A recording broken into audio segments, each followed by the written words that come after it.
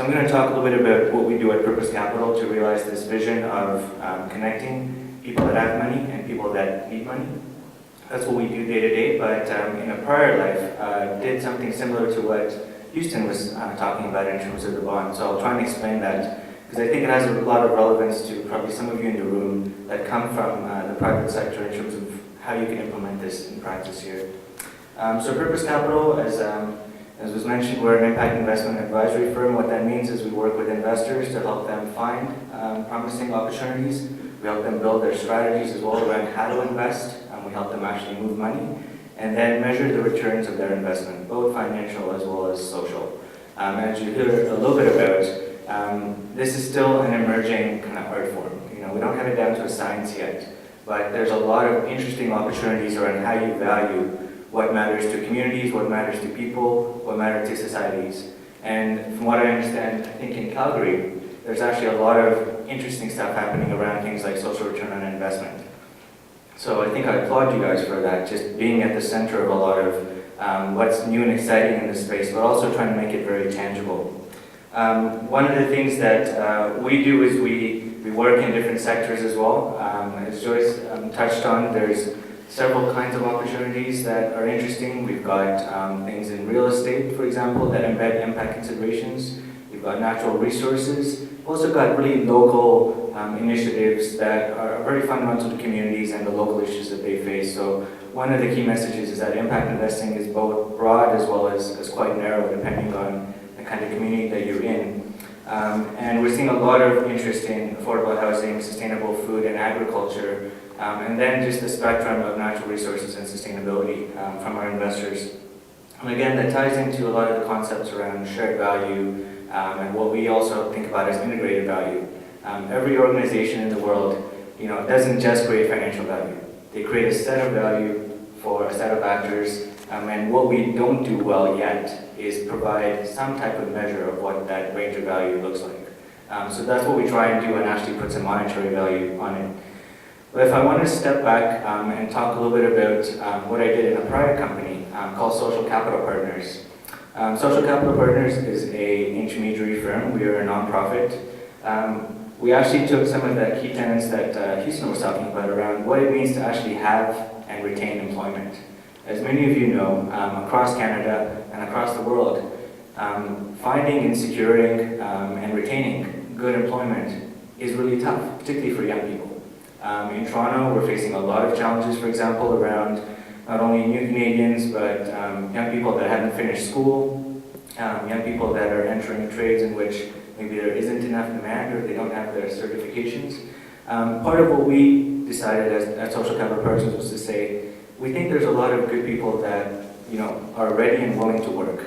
There's a lot of companies that have challenges actually finding those good people. So really there's an information and translation gap between them. So what can we do? And Social Capital Partners was founded by a person called Bill Young, and Bill made his money in the private sector. He actually decided to take his experience from the private sector and apply it to the social sector. What we ended up creating was an actual franchise fund. So we ended up working with some well-known franchises like Mr. Lube, Active Green and Ross, in the automotive sector, just because of the hands-on and labor-intensive nature of that work. What we did is we said, if you're an entrepreneur that actually wants to invest in a franchise, we'll provide you with subordinated debt financing. But we have one condition, which is that you will give people that want a job the opportunity to work in your company. But we're not going to push people on you. You get to pick from the best agencies in town, kind of what you were mentioning, Houston. We find the best agencies that provide training and support from the government. We match you up to employers, because today those agencies are compensated based on who walks in the door, helping that person. They're not necessarily compensated on how well they meet an employer's needs, just in the way the funding is diverted. So what we would say is, anyone that walks in through the door looking for a job, let's give them access to an employment opportunity that matches up with their skills and opportunities. But let's reward the employer for that. Some of you are small business owners. You know that you need attractive financing and good people to run your business. So we said we'll give you both. We'll give you a channel to find great people that you're looking for.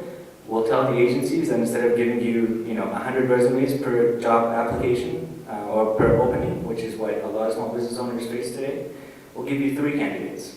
but we'll also give you attractive financing. And we'll make that financing contingent on how many people you hire. So we actually have a socially adjusted interest rate. In this way, you have it's kind of the classic win-win-win. The small business owner gets the financing they need.